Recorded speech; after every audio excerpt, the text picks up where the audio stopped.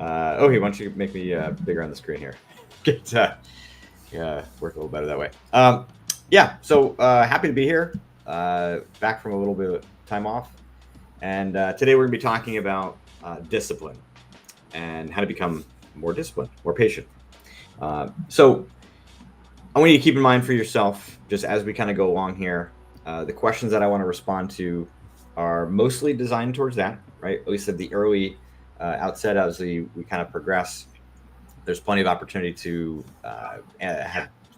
for me to answer questions related to any topic you want to. But out of the gate, I want to keep it specifically related to patience and discipline.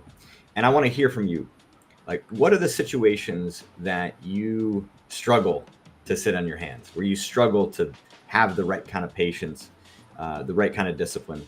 Those are the kind of things I want to talk through. As we look at the kind of big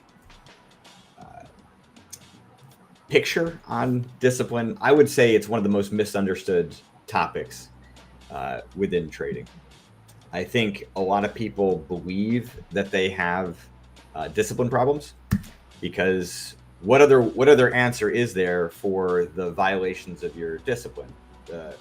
When you break your rules, when you size up too large, when you say F it, and after a few losses, just throw in a bunch, just trying to kind of effectively kind of gamble your way back. What other reason is there? And the other big reason is emotion, right? It could be FOMO, it could be greed, it could be overconfidence, it could be tilt, some revenge trading, right? There's a lot of emotions that can very quickly overwhelm your ability to kind of reason, your ability to access knowledge that you know best. I think when you think about yourself trading, and you think about what is automatic for you, right? What are the things that you're able to do easily and automatically? That defines the aspects of your trading that are pretty well mastered. Kind of like riding a bike, driving a car, right? Some of the more basic elements of trading. When you are able to, have discipline at that kind of automatic level, there's not going to be much emotion, present at that point. The removal of that emotion helps to give you a more stable footing, and the discipline kind of shows up more easily. But there's a lot of other reasons why, it becomes hard to be patient. The market's exciting. Who doesn't want to get into the action? It's kind of like a casino, although we don't want to treat it that way. It's kind of like an amusement park where it can be enjoyable. And I'm not saying that trading shouldn't be fun and enjoyable, but that ought not to be the primary reason for you making decisions, certainly, and ought not to be the primary reason that you're here. Right? You're here to make money and realize potential to become the best trader that you can be. And if you are treating it like an amusement park, where the dopamine and the excitement and the adrenaline is like carrying you away, well, then obviously not only is it hard to be patient, but you're making a lot of mistakes. So sometimes we look for that extra intensity because our energy is a little bit low. If you can, use that, throw that share screen up here. So this graphic, right, I showed it to you last time for those that were here, right? This describes that relationship between performance and energy, performance and stress or emotion, right? And when your energy is too low, right, as you can see down the left side of that curve, you suck. Okay, you suck because you don't have enough energy powering the mind, and these are the instances where the patience can be most lacking, right? Where you're struggling to have enough energy to actually be poised and present and patient. And I know that's going to sound a little bit weird because it almost feels like in that moment, not that way, right? You've got like an itchiness, an impulsivity, and you want to kind of get in the action. Like you just kind of can't sit on your hands anymore. So it doesn't make sense on the surface to say that you're lacking energy, but the reality is you are, right? When you are at your best, right, you have enough energy to power the mind, and the mind automatically allows you to be more patient and more poised and more present. So sometimes some of you are jumping into the action prematurely because you're trying to generate that intensity to get yourself in the right mood. And I've seen plenty of traders now. Oh, you can take this off now. I've seen plenty of traders who kind of show up to trade unprepared.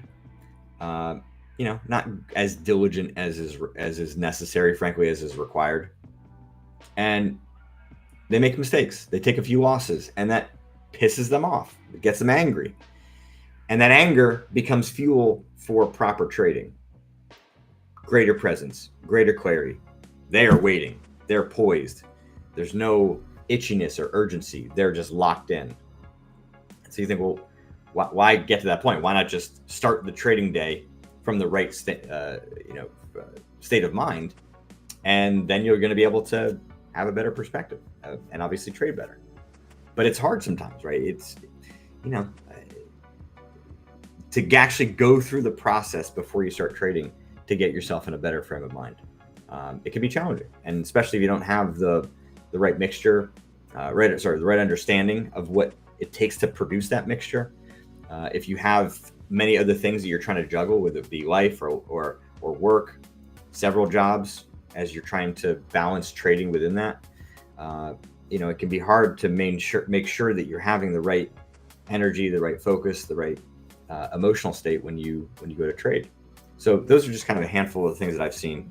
But I want to hear from you. So what are some of the examples? What are some of the questions? What are some of the scenarios that you all have difficulty with in being able to be more patient? Oh, have we seen it? Let's see.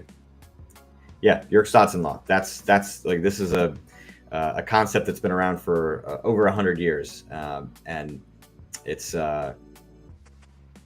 I think one of the most important concepts in the mental game, because it really shows you that intimate relationship between energy, emotion, and performance, and it's your job to kind of find that right mixture.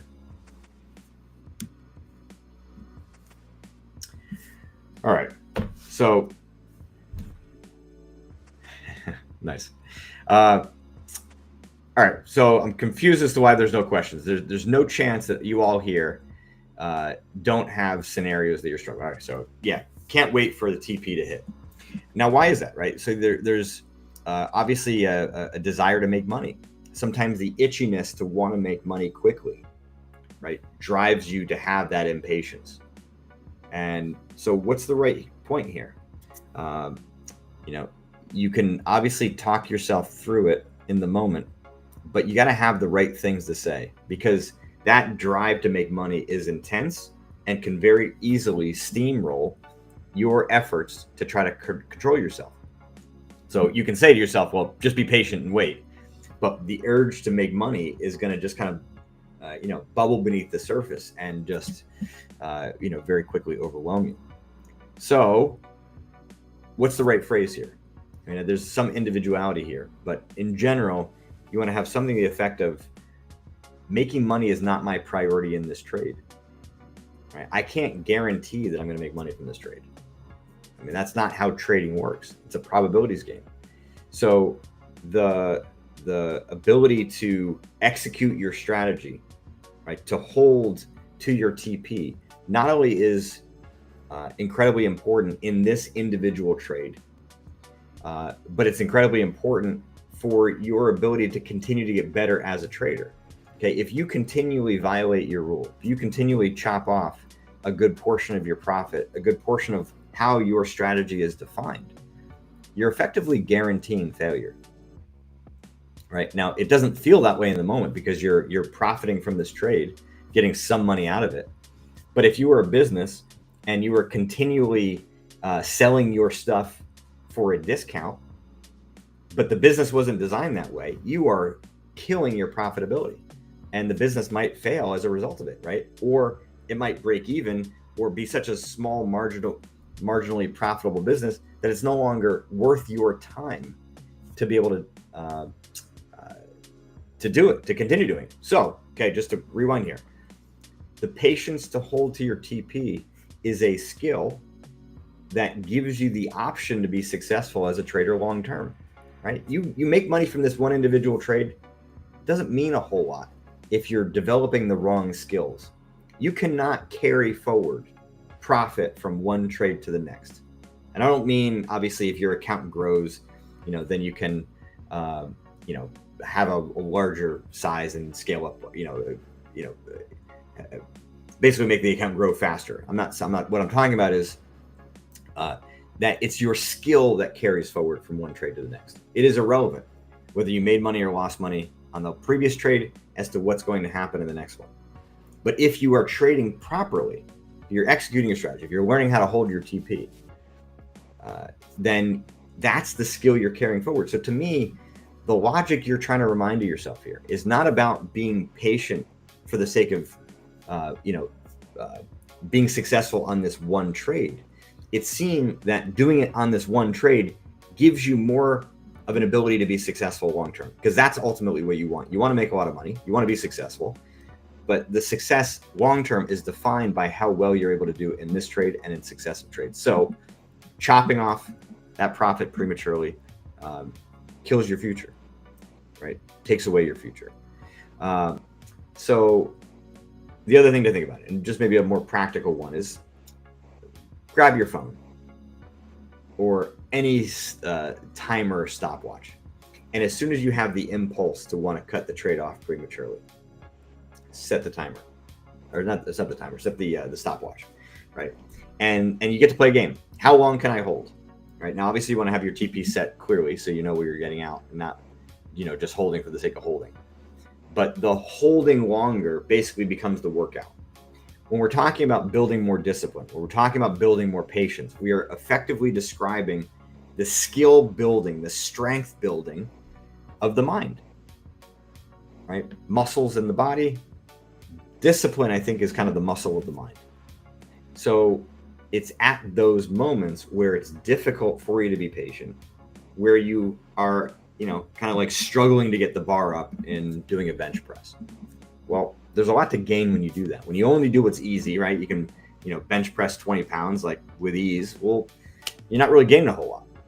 But when you're bench pressing a weight that is challenging, that forces you to get to the point maybe of failure, then you have an opportunity to build real muscle here. And from a mental and emotional standpoint, that's basically what. So you have the opportunity to build skill when you sense that impulse to chop that trade off too prematurely. You want the profit, but I'm telling you that the change you want to make is you want the skill, you want the muscle, you want the power, the ability to hold, to have that patience. And it's going to be a little bit of a fight, and then you'll be able to see how much you can grow here. So, all right, let's look at what question do we have next. Let's see. I'm going to open up YouTube just to make sure we're getting all the questions here that are coming through. Let's see here.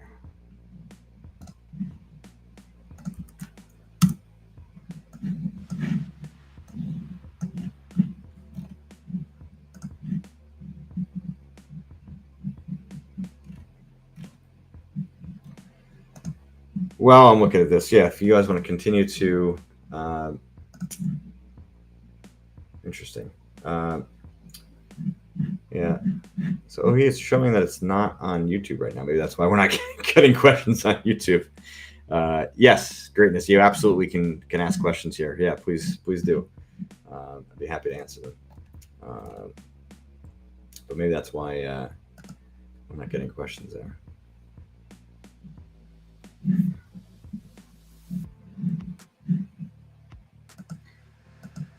Yeah, no. I'm saying that the YouTube video is saying that it's been removed from the uploader, like it's not on YouTube anymore, is what I'm seeing when I click on the link to go back to that, do it on YouTube. That's what's showing. Yeah, so greatness. I know you're on X, so yeah, if you want to throw in your questions, fire away. All right. How do you know when an edge stops working? So my expertise is more on the mental and emotional side of things. Okay. So I'm not an expert in, kind of the technical and strategic elements here. But what I can say is, from my experience working with traders for, over a decade now, that you do not want to make that determination in a small sample. You don't want to overreact. You want to be able to give yourself enough time and ensure that you are trading the system properly. I think a lot of times traders prematurely look at the negative P&L and assume that their system is not working when their execution of it hasn't been quite strong for a decent chunk of time, and they're getting a little bit lost and confused. And so there are times where you need to go back and make sure that you're clear on exactly what your edge is, and ensuring that your execution is in line with that, so that the data set that you're working from is accurate. That to me is like one of the first things to look at. But beyond that, like if you're a high frequency day trader where you're trading 10 plus trades a day, sample size of 100 can be done fairly quickly. Gives you a decent idea of what your edge is going to look like. It's not as good as a bigger sample, but for a lot of traders, they only ought to be taking 2 or 3 trades a day, which means to get to a sample size of 100, you're talking a couple months here in terms of actual time. But you'll get better answers from a technical standpoint from others here at Funded Next. All right. Yeah. Okay. I just answered that question. So from William, mental game of trading, you use variance in a lot of different contexts. In simple terms, how would you describe it? I'm confused about it. Can you elaborate on variance? Variance is just another word for luck. The variability that exists within price action, within results, that is firmly out of your control, right? It's the market conditions, the market forces and factors that you have no control over. So in poker, okay, there's a distribution of outcomes that is fairly well known, even though it's incredibly diverse. So you can take a poker player who has we'll just say like an ROI, right? A tournament player who's got an ROI of 20%. That means on average, right, they're going to make 20% for every tournament that they enter. But the way in which that's going to get distributed over a long period of time could mean that they don't make money for 30 tournaments in a row, right? And so that variability, the variance that exists in those outcomes is incredibly difficult to deal with. And in trading, it's even harder to deal with because the variables are larger in terms of number, and you can't kind of have a finite understanding of what your sort of true variability is. In trading though, we're basically just talking about the variability that exists within your results, the luck factor that's involved in that, right? So for example, you get stopped out by one tick and then it races to your target. I mean, that obviously was a bit unlucky. But then there are other times where you sort of top tick, a particular move in the market and are able to get out right at the absolute high. So in one case you get unlucky, in another case you get lucky. In both cases, if you're exercising your edge, well, then you've made money, right? And your edge is able to be realized beyond the scope of variance, right? Beyond the scope of that luck. Unfortunately for a decent number of traders, they have a lot of success early before they actually really know what their edge is, before there's some skill developed. And so I would argue that that's unlucky, because that good luck early makes them think that they're better than they are, and inevitably they're going to give some back, if not more, and it can be incredibly costly. So overestimating your edge, overestimating your abilities is a very dangerous problem in trading, one that the luck factor, the variance factor, helps to provide. And in poker, that's what makes for profitable games. It's the poker players who don't know that they're terrible playing up against better players, or they know that they're terrible and they're just enjoying the entertainment. But the luck factor makes it more fun. Because if it was like chess, I don't know a lot of people who are gambling for chess, at the scale that they are in poker. And a part of that is because of the skill differential and the perceptual differences. But hopefully, William, that answers your question about variance. All right, next question. Must I always hold a trade till TP because I've lost so much just because I want price to get to TP? Look, if you have a fairly systematic strategy in trading and you're not continuing holding to TP, then you're violating the system. And what's the point? You're just basically flying by the seat of your pants. You're using discretion. It's going to be very, very difficult for you to identify what your edge is. And if you're trading without an edge, then you're either gambling or you're in the process of learning enough about trading to be able to develop an edge. And so you're in kind of like a learning mode. So, but like sometimes it's easy to get kind of snake bit where, there are a number of times that you're, you want to hold to TP, it gets close to it and then reverses and stops you out. And the frustration, the pain, is so intense that it makes it, a bit kind of harder to, trust yourself going forward. So yeah, I mean, that to me, I think is, and like an accumulation of emotion, an accumulation of an avoidance of that scenario happening. But if the system is designed properly, well, then, those are just frequencies, right? Like I said, the poker player loses 30 tournaments in a row before they cash again. Traders, like if you got, a 40% win rate, 50% win rate, I mean, it's possible that you could lose 10 to 15 trades in a row. And that's probabilistically within the realm of your system. And there will be a number of times within that where, you've got green profitable trades and they're going to reverse and fail. Does that mean the system might need to evolve? Sure. But sometimes it doesn't. Sometimes then you're going to go through stretches where, a 50% win rate is now going to drop with, 10 to 15 winning trades in a row, right? But again, don't get overconfident from that because you're going to be in a dangerous position thinking that you could just sort of scale up, size up, and that maybe your win rate is actually higher than 50%. You really need to have decent sized samples. Otherwise, it's very difficult, I think, to kind of firmly, find some footing and be able to really measure what you're doing here. All right. So I see a number of questions from YouTube now. Let me just gonna scroll through, make sure I'm not missing too much here. All right, here we go. Next question. How long does it take to change those attitudes, working on them day to day when you already have an ingrained mindset? Great question. So you can. I mean, I'm sure a lot of you have heard the estimates of like, it takes 21 days, 28 days, 30 days to change a habit.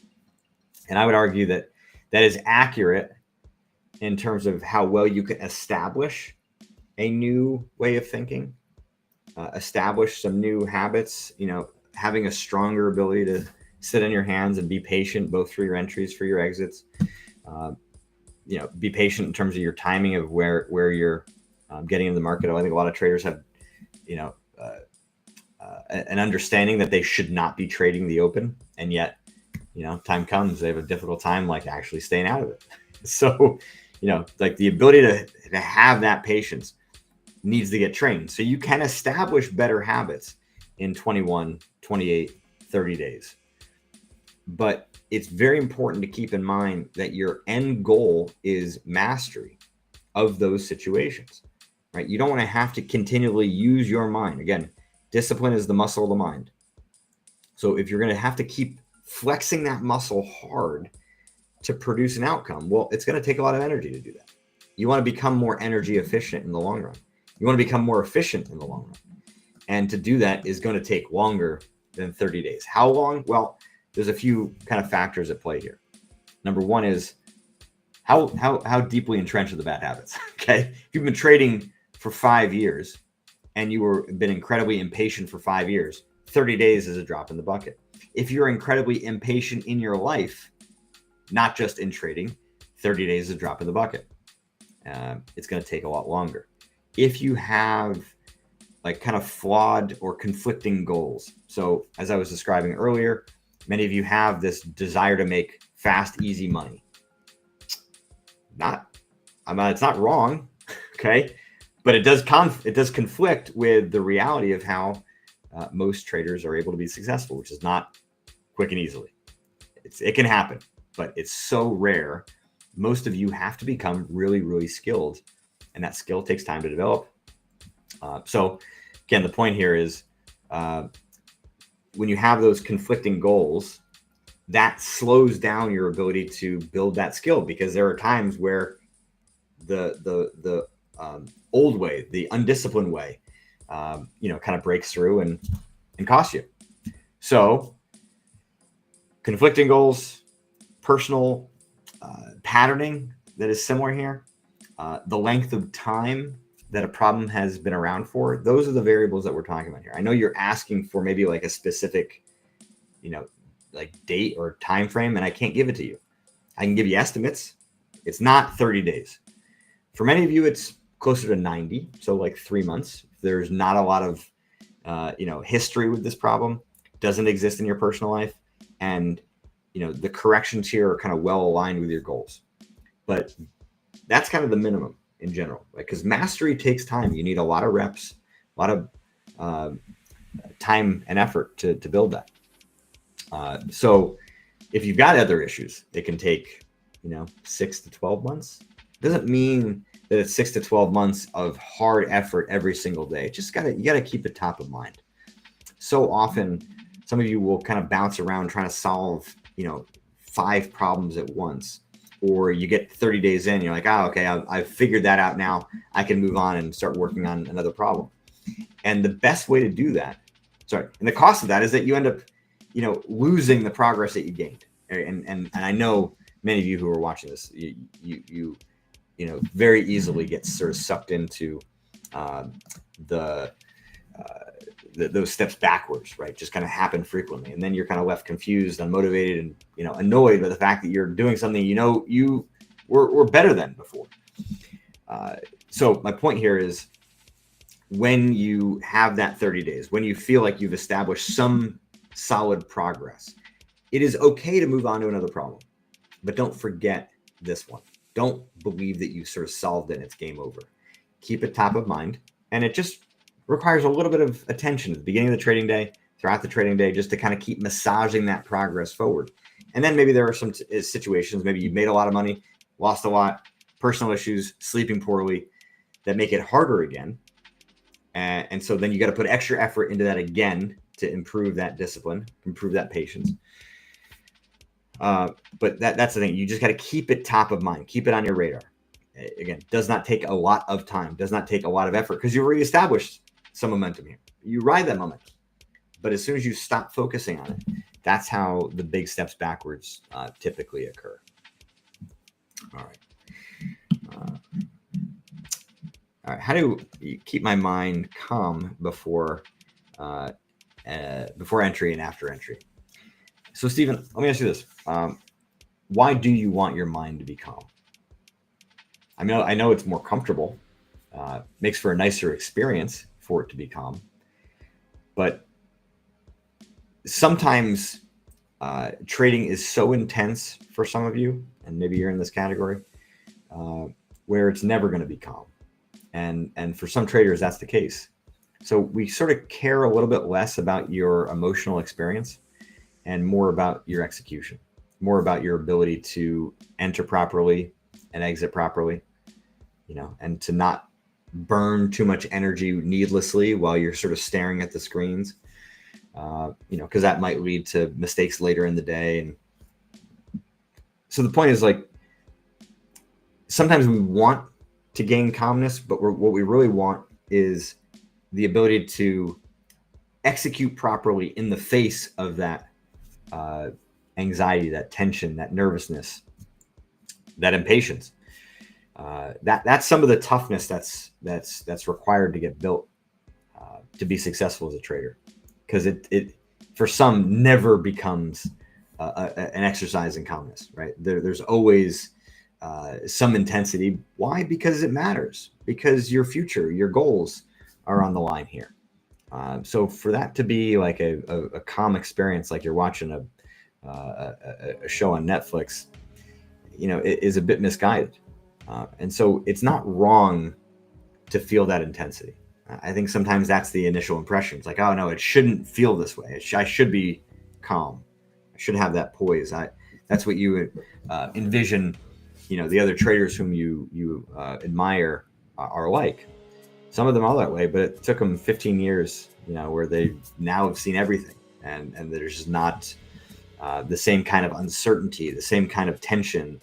They've got more both experience, their skills, their tactics are hardened. They have an account that's larger and a proven track record, and all those things provide stability for the mind. It takes time to build that. I don't want you to have it prematurely, but okay. And I say this all, but if, right, the anxiety, the tension is so intense that you're not able to enter in the right spot, you're not able to, adhere to your TPs because you're getting out too early, then the anxiety is a problem. There's a simple breathing exercise you can use that can help to steady the mind. It's called diaphragmatic breathing. You can just quickly Google it. But the basic premise is, right, rather than breathing into your chest, right, if you breathe in through your mouth, it just goes straight into your chest. And, the lungs in the upper chamber are more sparse in terms of the alveoli, the parts of the lungs that absorb oxygen. So it's a built-in stress response, right? You breathe in through the mouth, tells your mind to freak out, tells your body, right, to be ready for action because less oxygen was absorbed. So capillary shrink, body readies itself for action. But if you can instead, and it's a little harder to see, right, get that stomach to inflate. So, right, I'm going to breathe in through my nose. My chest shouldn't move. Okay. You breathe into the lower parts of your lungs. Alveoli are more dense.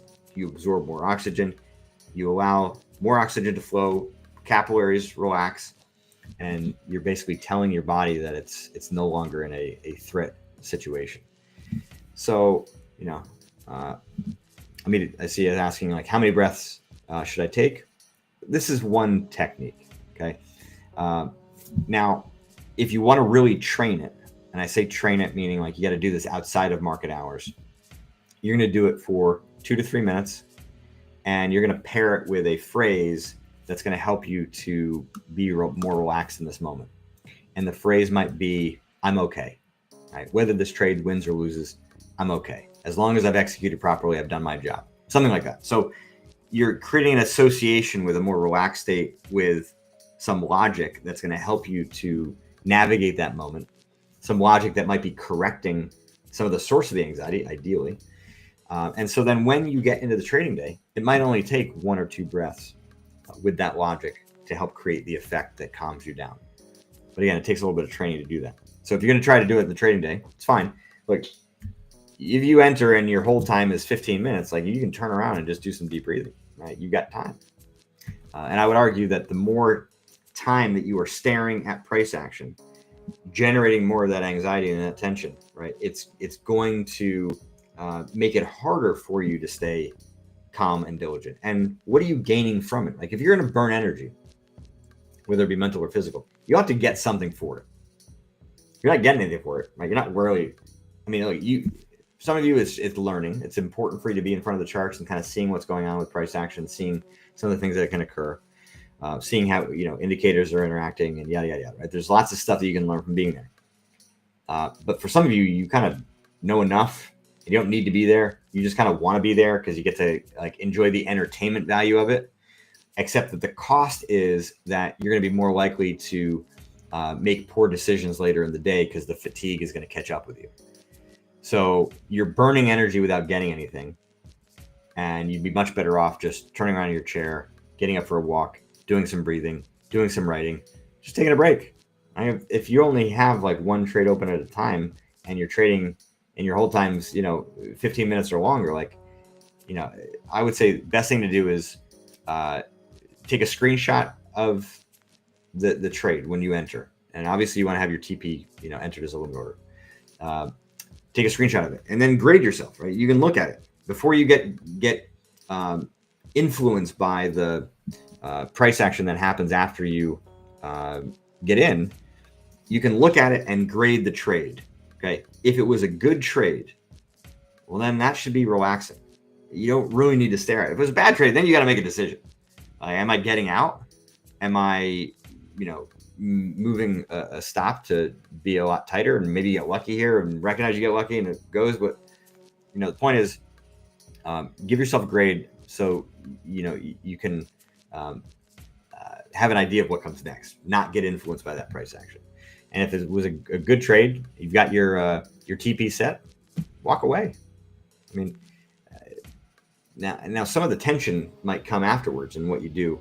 So have a notepad next to you, write out some of the thoughts that are going through your head. That'll give you an indication of what's compelling you to be in there, to kind of be in the market. Again, you are trading at your best when you're clear-minded and when you're present or overly present in the markets. It's difficult to be able to have that clarity of mind that you need. So, all right.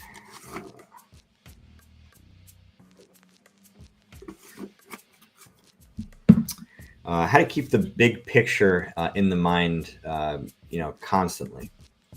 So, I think part of the question here is maybe you get kind of too sucked into trade by trade, wanting to make money and kind of losing the bigger picture, which is execution matters more than money in the short term. Money matters more in the long term. Okay. But short term, that bigger picture perspective oftentimes gets flipped. You're caring too much about money in the short term. And then that disrupts execution. So I think any perspective can get trained with just some simple notes, right? Have 2 or 3 points of logic, reminders on a sticky note, on a small little Word doc that you keep open during the trading day. And if those things get easily lost, right, move them around to keep them fresh, A. B, make sure you're reminding yourself of it before the trading day starts, so you got some kind of momentum there. C, you might set a reminder every 10 minutes, every 15 minutes, every half hour to keep them top of mind. If you're really going to train this bigger picture perspective, you got to get the reminders in there regularly, right? So trading becomes an exercise in development, right? It becomes, you're kind of learning at the same time that you are actually trading. You're developing, you're training, right? Because there's not really a great training ground for trading. Sim environment, I think, is dangerous for a lot of you. Now, it's phenomenal to develop an edge. Once you've developed an edge, and the sim environment can create false confidence, and that's the thing that to me is difficult. And then that transition to the live market becomes incredibly difficult. So maybe I was a little too aggressive in saying it's dangerous, but I want to caution many of you who are already skilled here in relying too much on the sim environment, because you really can't kind of train what we're talking about there. That big picture perspective is something that you need to have breaking through the intensity that you're experiencing, right? And so that's the training of it. It's the regularity of it, and whatever's going to help you to keep it top of mind often is what needs to happen. All right, I always increase my lot size when I'm in a loss, which results in the account to be a blow up. Well, now, why would you increase lot size when you're at a loss? It's because you're trying to make money back quickly.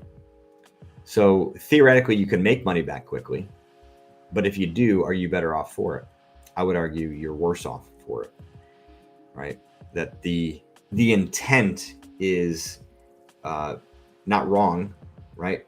I'm all for you trying to make money back quickly, but if you do it the wrong way and you're gambling, certainly doing it with a neutral or negative edge, you're not gaining anything. All you're doing is getting bad training, and that is what's going to carry over in the future, right? You're now more likely to do the same thing, especially if it works, and it does work sometimes, right? And that kind of false feedback, really can produce some bigger problems in the future. So the urge to say F it and throwing a Hail Mary gamble to make back money is really, really strong. It's easy to just kind of blow those accounts, throw in a couple more bucks, load up a new one, and try to do it right this time. But you're going to end up in the exact same spot again because you're not learning anything different, right? It's not about the money here. It's about the development of the skill, the ability to eat the loss. Understand, especially if it was a system trade, you did nothing wrong. This is what the market does. So I can be stronger than my own impulses. It's hard, not easy, right? But if it's easy, you're not gaining anything, right? If you're lifting weight that's easy, what are you gaining? You don't get anything for it, except maybe a delusion that you are. So I would rather you dig your way back out of that account. You lose 80% of it, like 20% left, F it, let's go, let's gamble, try to get out. You learn way more being able to get yourself back, keep that account alive, than losing it just for the sake of losing it. All right. Are there subtle forms of impatience you've experienced from traders often overlooked, like over-optimization or premature exits? Well, yeah, the premature exit I would say is not a subtle form. That's a big one, and it's certainly a common one. The over-optimization, like I would say it's like a lack of patience with their strategy as a whole. They end up kind of system hopping too often, right? Like, they try something else out. It maybe works for a week, and then 2 weeks they're like losing, and they struggle like this thing's worthless, and like it's hard to know early on if a strategy is going to work. So you got to really give it some breathing room, give it some time, and give you some time to be able to be a more sophisticated consumer who's actually capable of evaluating the viability of a trade. I mean, think about this, right? This is a really important point. Some of you are not skilled enough to be able to properly evaluate the viability of a strategy just from watching some videos or, consuming a small amount of content. You take experienced traders who've been around for 15 plus years. They can very quickly evaluate the potential viability of something. Now, it may not necessarily align with their strategy, but if it's explained clearly, they can see the merit in it, and evaluate its viability. Okay?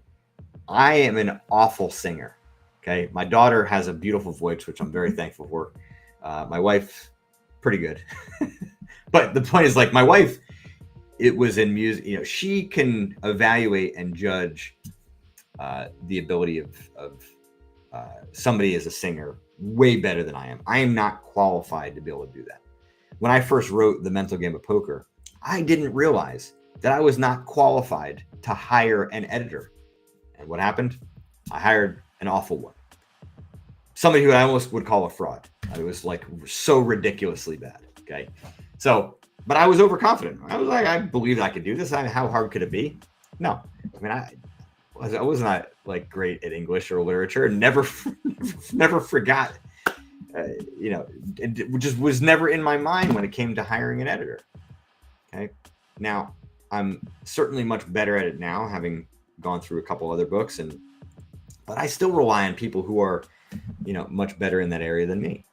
So it's very hard for you all to be able to evaluate strategies, and so as a result of that, there's just a lot of impatience, because really what the impatience is kind of weaponized by is the drive to make money quickly. And when you don't find a strategy that makes money quickly and is working quickly, well, then you quickly kind of move on to the next one. So yeah, there are kind of like these macro versions of impatience, whether it's that or just the desire to make money quickly would be a form of impatience. Like I think your goal, in my mind, needs to be to become a skilled, proficient trader. And yes, it would be great if you can make a lot of money quickly while doing that, but it is more important that you become a skilled trader, because that's what you're going to carry forward into the future to continue to realize your edge and continue to adapt to changing market conditions. So yeah, I think those are some of the big ones there. Let's see what other questions we got here.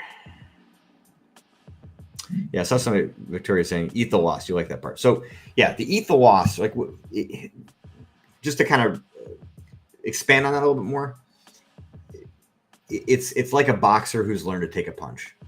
You know, like I got probably a weak jaw. I've not been been knocked out, but like I probably would. Let's to be fair, you know, I'm not a weakling, but not that strong. So point is like, but when it comes to trading, you got to be able to kind of develop the ability to take the punch, and what that means is it's going to hurt. But just like the question earlier about calmness and understanding that the nervousness, the intensity, the anxiety that you feel is not consequential, unless it changes and alters your actions, decisions, behaviors. You know, the pain of the loss is gonna fade, right? Ideally, quickly enough for you to be able to still trade that day. But if it's not, that's okay, as long as you don't react to it in the wrong way. So the taking the punch, the eating the loss, right, certainly is aided by understanding that's part of the system. Your system has a built-in profit margin, built-in edge. Well, that means that losses are part of that, just like any other business, right? You have income, you have expenses. Losses are effectively the expenses of your trading business. All right.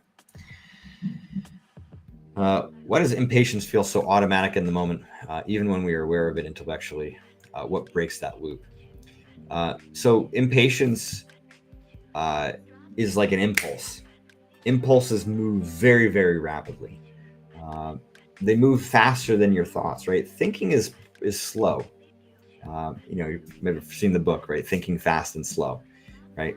The slow thinking is the conscious thoughts, right? The working memory, if you have literal thoughts in your head, right? If you have some imagery in your head, that's in a space that's part of the frontal lobe, right in here, right kind of behind your forehead, and that part of the brain, from a thinking standpoint, is slow. The thinking fast part is not actual thinking; it's reactivity, it's impulsivity. So yeah, those impulses for impatience move at the speed of lightning, in a sense, move at the speed of light. So how do you break that loop? You've got to recognize the escalation, recognize the situations where it's more likely to occur, right? If impatience is going to happen to you every market open, it's like so hard for you to not stay in. Some days you're able to hold, some days you're not. But as soon as the you know, screens are there, like your patience starts to wear thin. Well, then now you got to start to problem solve for that, right? You got to really get ahead of it, and develop the corrections, right? So awareness of the problem is not the correction, right? Awareness of the problem is what gives you the option and the opportunity to correct it. Okay, so for example, you could very simply just remind yourself, you know, I don't make money in the first 15 minutes of the open, or I only make money in the open if I see X, Y, and Z variables, see X, Y, and Z conditions, whatever. And you become tighter and tighter with regards to your tolerance in what you're going to allow in that moment. And it is like building a muscle. So yeah, it might be looser at the start. Okay. But what breaks that loop is not a singular moment. Not like, oh, one day I've kind of figured it all out. Now I'm going to be patient at these times. It's like, no. It's like building muscle. It's going to take reps, sequencing, day over day, week over week. That's why the repetition is so key long term, because so often, right, you'll focus on this for a week, you'll make some solid progress, and then forget about it, and you'll be right back to where you were, you know, a couple weeks later, because you didn't really build much skill, right? And if you think about it from a muscle standpoint, right, yeah, you could build some skill in a week, but like, how much are you actually going to keep building, especially if you don't work out for the next month? So to me, that's kind of gambling with progress, gambling with your mental game. And so that's what breaks the loop. And now I said it from a strategic standpoint, but mentally, maybe it's, you know, my goal is to be a skilled trader, not a gambler. Okay. Well, then that's going to be the thing that you're really bringing into those moments. And what does it mean to be a skilled trader? It means holding until you see those indicators for a potential entry. That's what you're kind of using your mind for. So those impulses are going to keep coming, but how quickly can you recognize them and use those corrections to not allow the impulse to turn into action? Because it's not off. It doesn't always happen where it's like impulse action. There's some space in there. You can make that space bigger and bigger over time.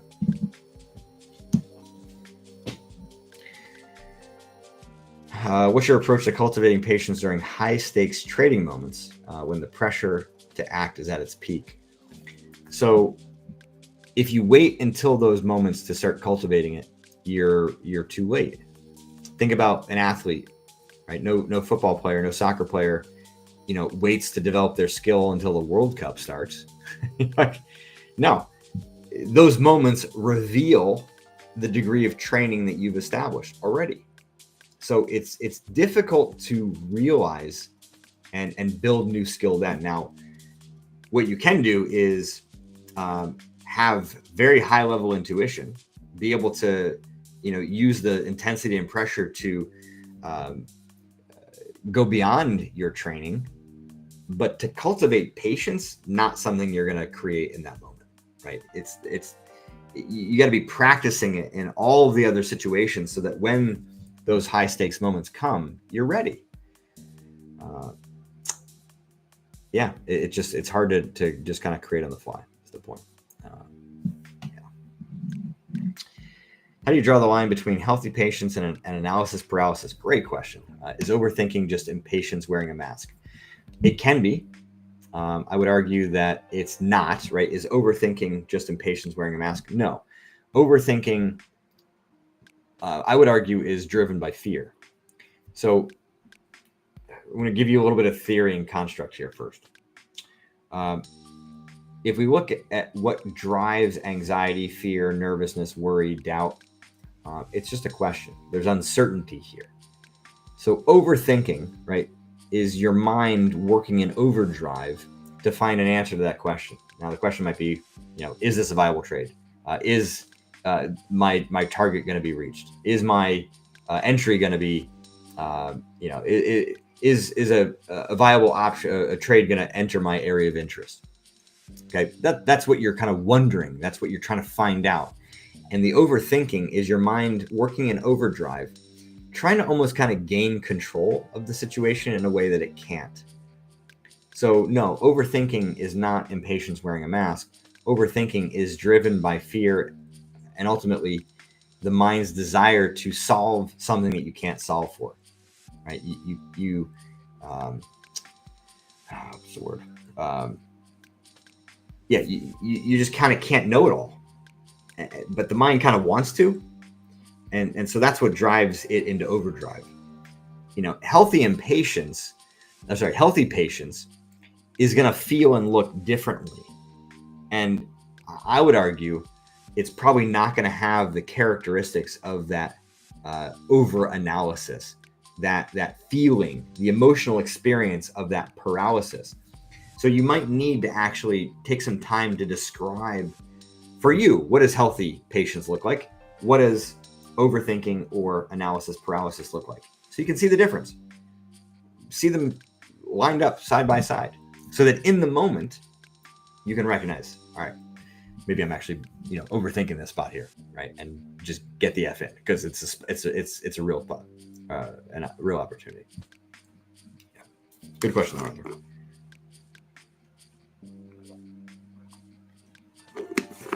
Does playing a sport like golf help you in trading? It could. I would never tell somebody to go start playing golf or any other sport to get better at trading. There's just skills that you can't learn elsewhere. But in golf, there's variance, right? There's luck. So you want to get better at dealing with luck in golf? Yeah, that could certainly help you get better at it in trading. The same with poker, right? If you really struggle with injustice tilt, right? You get really angry at the bad luck. You bemoan it. You feel like you're cursed.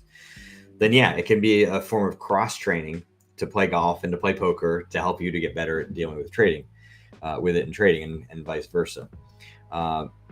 I think sports help you to develop discipline with your skill acquisition, the sort of kind of off the market, outside of market hours work that's required to improve your skill. Right? You show up to the golf course not having prepared, not really done your homework, so to speak. Well, it's going to show. And the same thing happens in trading. So sometimes the procrastination, the laziness, the lack of rigor with regards to your practice, can help you to develop better habits in terms of that training, and to understand how long it takes to really develop very hardened, deeper skill. Right? There's a very, very big difference between acquiring knowledge, acquiring skill, and having that knowledge be so well mastered, it's now a part of you. Right? I've been playing golf for over 35 years.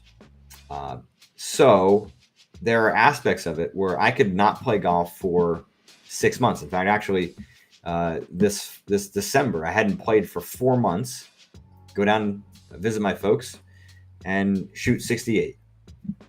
I mean, yeah, I got a little lucky because I made some putts, but there's just things. As long as my body's in physical condition, my swing, my knowledge is so deeply hardwired. I cannot not forget it unless I had some kind of a brain injury or some kind of dementia, whatever.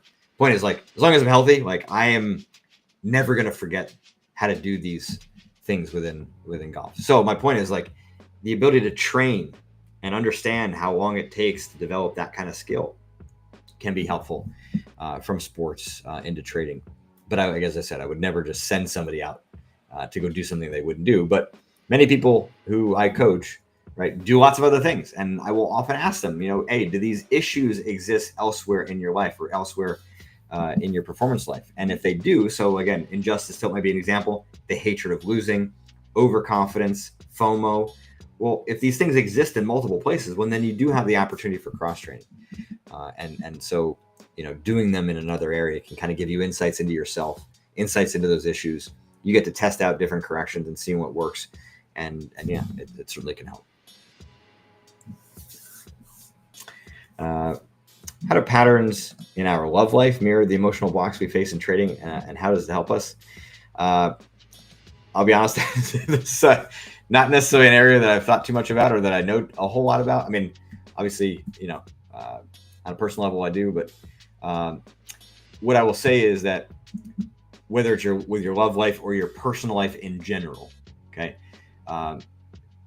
very often we can see patterns and problems, right? Much like I was just saying, in performance areas, well, those same things can exist in your personal life. So if you're a perfectionist, if you have high expectations, if you have fears of failure, if you have, I think in romantic situations, right, you can have like kind of the wrong attachment to that person, right? It can be, anyway, I'm not going to go too deep in that. Point is, like, whatever issues you experience in your personal life, whether they're in relationships or other areas, they absolutely can show up in trading, but they don't have to. Okay, let me be very, very clear.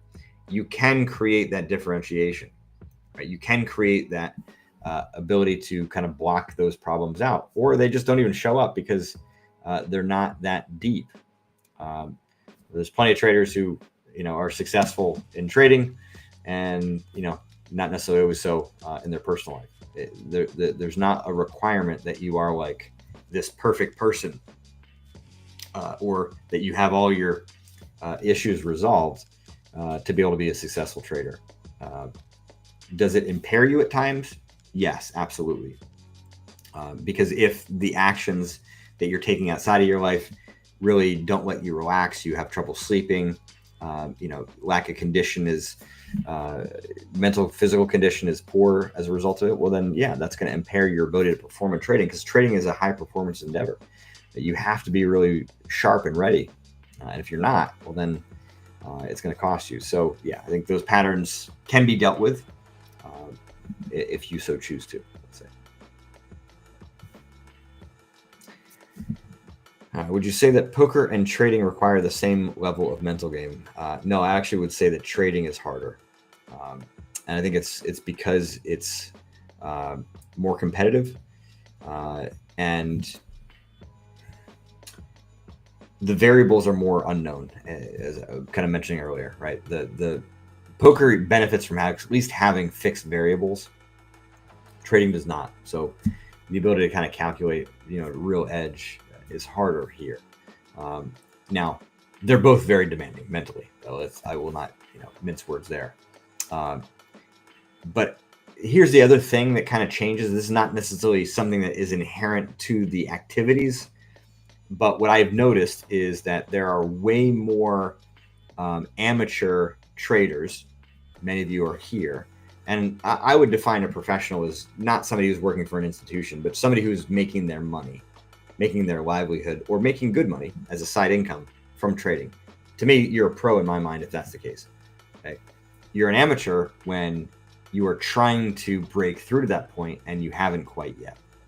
So I think that the numbers of non-professional amateur traders dwarfs those in proportion within poker.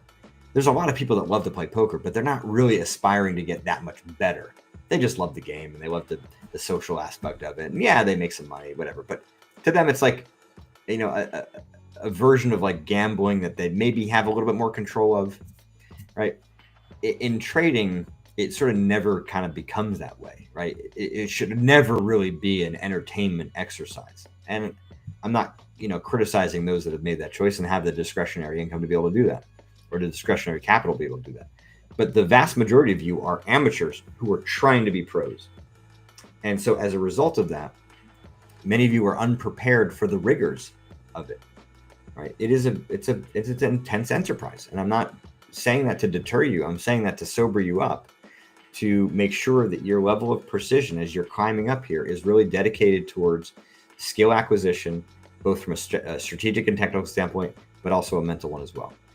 And you're going to kind of ebb and flow between those 2 points, right? You might reach a point where, you really have a very solid strategy. You know that it's solid, or at least solid enough to try, right? But then your ability to execute on it is lacking because you lose confidence, because you get overconfident, you get FOMO, you lack discipline, right? So then the mental game really kind of levels up as being, the more important piece. And then, mentally you get really solid. Now you're applying it very well, but then the market changes, or, now it's time to scale up and maybe start working in some trade management things, or again, there's just evolution to it. So I think I've kind of answered the question in a few maybe other ways than you were expecting there, Logan, but hopefully that helps.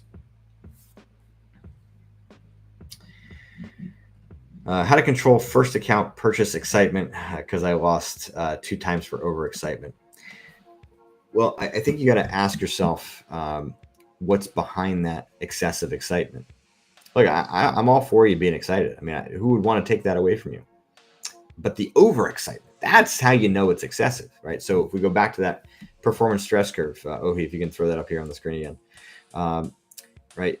There's a difference between having yourself kind of at the top of that curve where, you have the right amount of excitement. It's like kind of powering you to perform well. The overexcitement means you've fallen down the right side of that curve, right? It's now excessive and your performance is dropping. So you can chop that off the screen now there, Ohi. What's driving that overexcitement?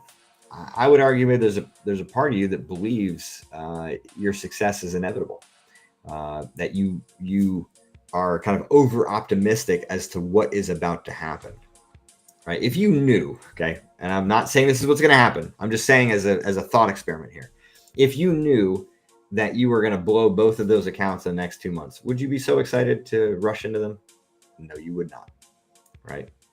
Maybe you wouldn't even do it, but that's not the point, right? You know the future, so obviously you wouldn't. But the point is that you are making the opposite mistake. And I think that's what's driving the excessive excitement is you're assuming that you're going to be making a lot of money, that the accounts are going to get funded, and you're going to be off to the races.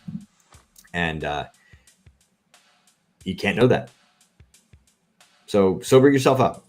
Be pragmatic about what's required to treat those accounts with the kind of care and concern that they demand. Because to be a skilled trader demands that poise and that presence. And the excessive excitement hijacks your ability to do that. You cannot build skill that quickly, right? If you're in the gym working out as excitedly as you are getting into the markets with those 2 accounts, I mean, you are going to get injured. There's no chance you're going to build muscle properly that way. So what are you actually gaining, right? You're not gaining much at all other than more losses and more chaos. So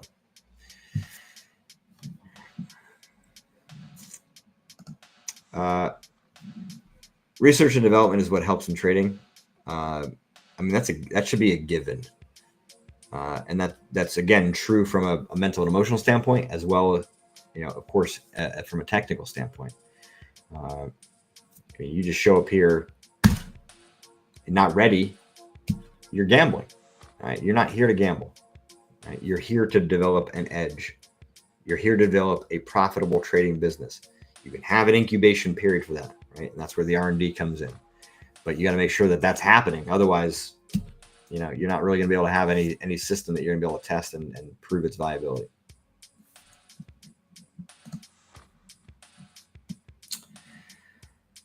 All right, how can you build patience in daily life? It's the same as it is in trading. But I think in general, people try to do too much at once. It's you will do far more in a year if you are focused on developing, one, maybe two skills at a time. So, where does that patience need to get built in your personal life? Pick a couple spots. Okay? Let's say it's patience in, effectively, crafting a diet. I don't mean necessarily losing weight, but just like having a diet that works properly for you, or building, exercise, or being more patient with yourself driving in a car, right? Just pick a couple spots where you want it to develop it, and focus on that for at least 30 days, right? Because if you try to do too much at once, you might be successful for a short period of time, because the inspiration that comes with putting a ton of effort and energy into it really quickly can produce that. But then once you start to get challenged, once you have a bad night's sleep, maybe once you are hungover from a night out, once you go on vacation, you have some personal issues, you're going to get challenged. And if you're doing too much at once, then it's going to be a house of cards. It's going to fall apart. But if you're doing one or two things at a time, you can navigate those challenges because you can still be focused, right? It's not too big of a deterrent. And that gives you the ability to make some real progress. And then once you see some real progress, then you can add another one or two, right? As long as it's not going to remove your ability to continue the progress from before. And so over the course of a year, you can become a more patient person, right? But you cannot do that overnight. And if you try to, you're likely to fail long term. Short term, yeah, you can acquire it. But like New Year's resolutions, I mean, today is a new day. This is a new year, right? The sort of blind optimism, doesn't really produce real skill. So you got to sequence it properly. Otherwise, you're just going to go through those big ups and downs. Whenever I place a trade after a break, I win first 3 or 4 trades, then go into the losing streak. Is there a way of getting out of this? I mean, I'm not convinced that you're remembering the pattern properly. In general, people are pretty bad with their memory. I want you to prove to yourself that this is true, going through your statistics, and seeing in your trade journal that pattern actually is how it is. Now, number one, right? I'm saying that because I'm trying to elevate the importance of that trade journal and elevate the importance of having good records, because many of you kind of half-ass that, and it's costing you in some ways in this way. Now, let's assume that you're correct, okay? That this is what's happening. So if you come back after a break, your mind is more clear. And that clarity of mind is a huge priority in being able to perceive what's occurring in the market, to understand how your strategy applies here. But it probably means that you're unaware of like the subtle emotional forces that can very quickly kind of rise. If you are having success quickly and then go on a losing streak, are you having success quickly, but then like trading poorly after. Like, I think it's interesting that you framed it, I'll win the first 3 trades and then lose. You're saying nothing about the quality of those entries, the quality of those trades, right? Are the first 3 or 4 trades like really good trades, but then you start to take poor ones after that? Well, then the losing streak would make a heck of a lot more sense. You're not saying that though. So you're clearly more P&L results focused than is optimal anyway. And then you're probably unaware of some subtle overconfidence that can occur when you're winning, which then, maybe makes you play with a bit of house money. You get a bit loose with your entry parameters. You get a bit loose with your sizing. You maybe leverage up a little bit more. There's just some changes that are occurring that's causing your performance to drop. Maybe even on that 4th trade, maybe even that 3rd trade.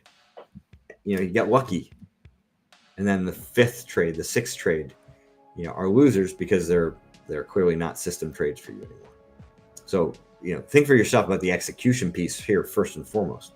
Then secondarily, if your execution is getting impaired, and is it impaired by winning? Is it impaired by that first loss? Maybe that 5th trade, you took it properly. Your actually execution is on point, but then that 5th trade, now some kind of frustration with losing creeps up. You lose a little confidence. The good vibes that were rolling from those wins slow down, not quite as clear anymore. So, yeah, you're analyzing your execution first and foremost, and then secondarily to that, you're looking at the emotional influences that are present, that are kind of pulling you down and probably causing you to want to take a break. Right? You're probably getting more emotional than you realize, and then taking a break to try to reset yourself, which you're doing, but you're not really solving those emotional forces. Right? You can actually solve your emotional reactions. It takes time. Right? I detail it very, very heavily in the mental game of trading as to how to do that. It's too complicated for us to go through right now, or not just complicated. It's just too many steps. I don't want to spend too much time on it. But the point is, like, it is possible, right, for you to fix the underlying flaws, biases, wishes, illusions that are producing that emotionality. And if you do that, then you won't need those breaks as much anymore. The emotions will be much reduced. It's kind of like if you have a leaky faucet and you take a cup of water and stick it under it, or take a cup and stick it under it, right? Obviously, the water is just going to fill up, right? You taking the break is you dumping the water out. And then when you come back, you're kind of thinking the faucet's fixed. But it's not, obviously. So then the water just kind of fills back up, the emotion fills right back up, and then you're struggling in that down stretch. Speaking of water. You're very welcome. Happy to hear you're enjoying it and getting some value out of it.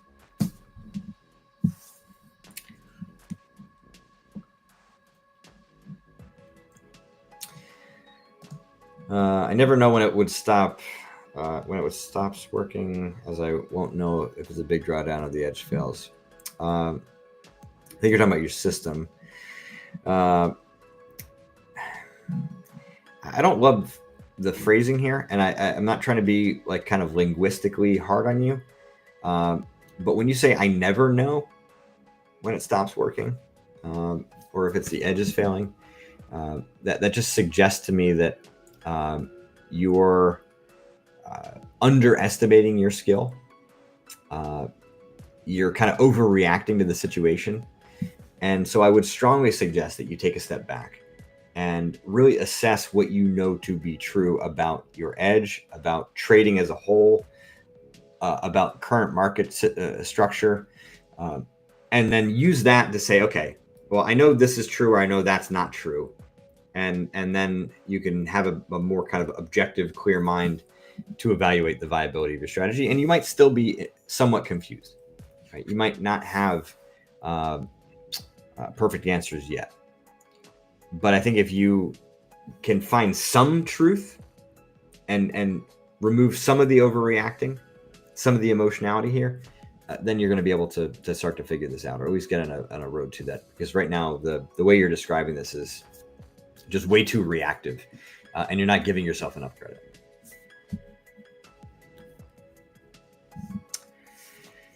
Is there a connection between age and change? For example, is it easier or harder for people over 40 to change, or is it harder to shift your mental game if you already have financial freedom? There's definitely a connection. I don't know that last question is true.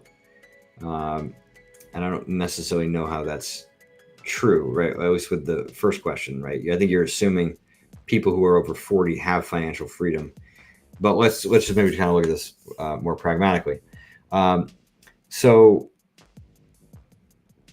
it is way easier to train, a kid or somebody in their late teens, early 20s, like kind of the proper ways of thinking or reacting. But it takes a lot of training, it takes a lot of repetition and effort because their brain structures are still developing. It's not always going to be something that they just kind of like get immediately. But yeah, if you can train the right actions, behaviors, thought process, etc., like early, that is better. But that does not mean that if you're over 40, it's hard for you to change. Sorry, not or so that it's insurmountable for you to change.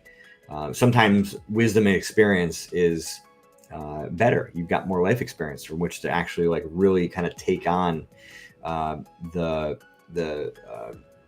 ideas that are necessary. I've got a client who is experiencing some hardship in trading, and it's the hardest thing that they've ever had to do in their life. Right? They've been successful as a trader, but life circumstances have become more challenging, and then trading has become more challenging. And so the point is that, it's not to say that they lived a sheltered life on purpose. They just kind of got lucky, right? In a sense, theoretically, and they just never really experienced, some significant hardship. So this is the hardest thing they've ever had to develop. You get somebody who's 40 plus, like the odds are pretty high that you're going to experience some hardship, right? But they're 24. So life experience to be able to kind of navigate those situations, you're dealing with a drawdown in trading for somebody who's 40 plus, probably a little bit easier for somebody who hasn't really experienced that hardship. So it's not like kind of black and white statements. Is it easier or harder? There are advantages and disadvantages to both pieces. But yeah, if you're north of 40, you got hope. Don't despair, right? You can teach old dogs new tricks. But it might require a little bit more repetition because you're also kind of battling up against some entrenched old habits. Breaking those down, correcting those can be a bit challenging, and that's where it becomes. It can take a little bit longer than it is to kind of initially train somebody that's younger.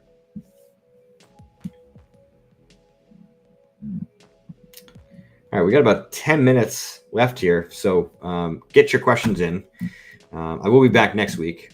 But I want to make sure that I get to everybody today because you got a week in front of you. So we want to take advantage of it. I do not want any of you to leave this session confused about what your next steps are, and to be able to take advantage of this next week to the best of your ability.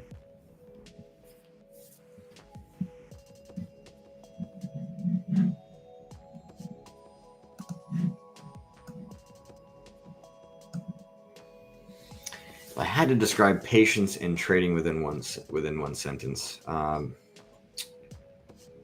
Yeah, I would say patience is the ability to follow process.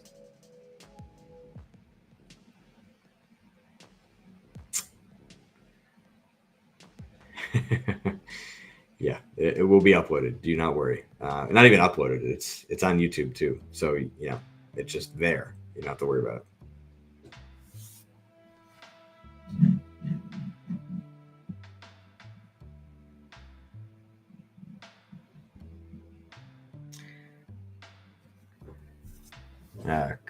You got a few questions here today. Good. I do well on demo accounts, but lose on live accounts. What should I change to perform better on live? I would say stop trading demo accounts. You're not trading. Sorry, you're not training properly. Like demo accounts are not trading. I know that they look the same, but it doesn't elicit the same emotion. You are different in a live environment. So then it's not the same. So I would stop trading on a demo, and if you are going to trade on a demo, you have to have a very, very clear understanding of what mental and emotional issues you're trying to correct when you're in the live market, and work on them in a demo environment, believing that it is real, believing that it matters, believing that this training is vital for you to be able to make that transition. And it's not going to be the same, but if you can get it like 30 to 40% more real, that will spark enough emotion that you can then work on that stuff and begin building up some reps, build up some corrections, build up some strategies from a mental and emotional standpoint to then be able to navigate and handle those situations in the live market.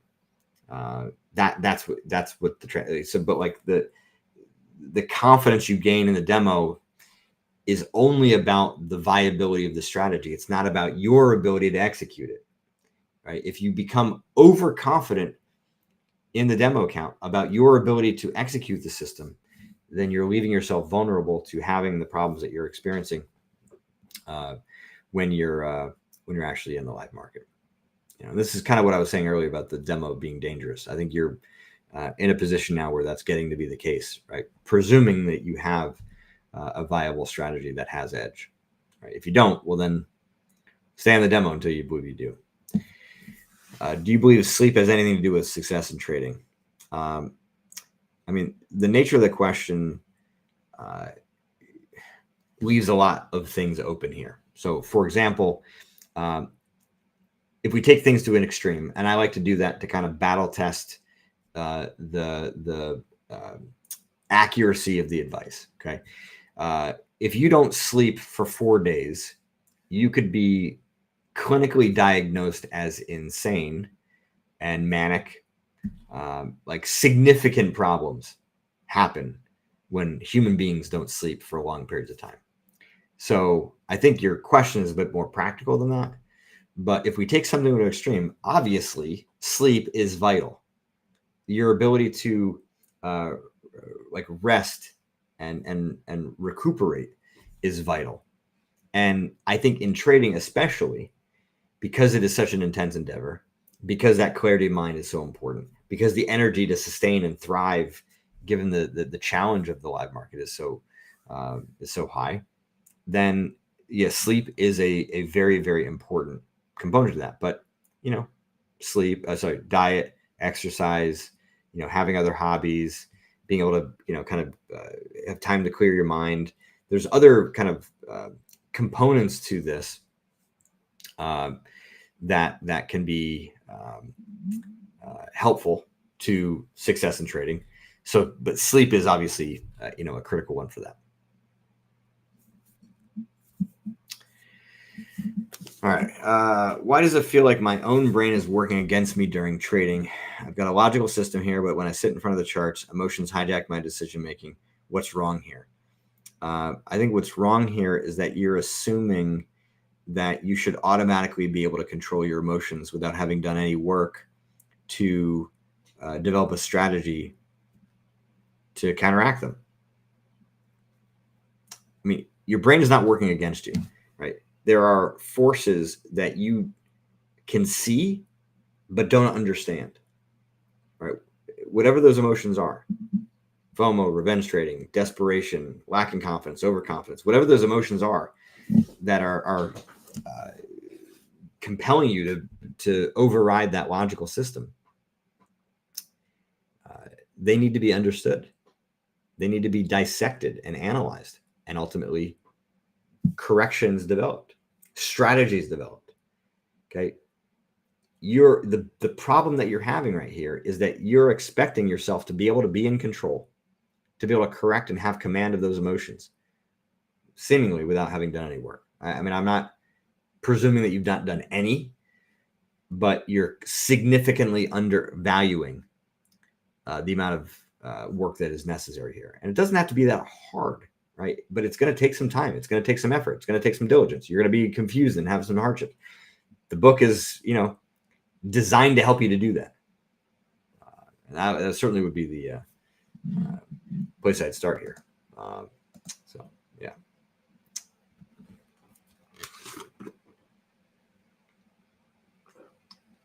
All right, I see another question here. When it comes to managing drawdowns, how do you deal with it?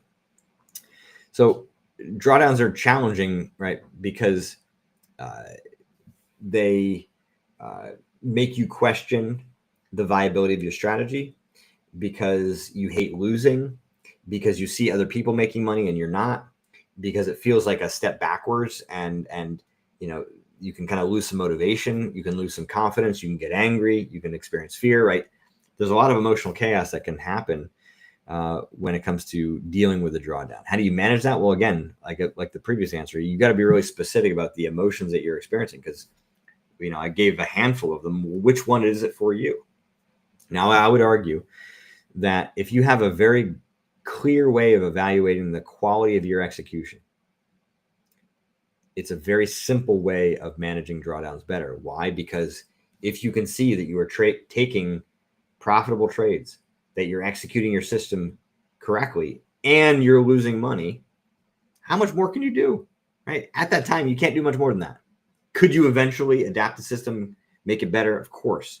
But at that moment, you're doing the best you can. And so, yeah, it sucks to lose money. Sucks to go through a drawdown, but you're doing what you need to do. So that's certainly going to make it a little bit easier.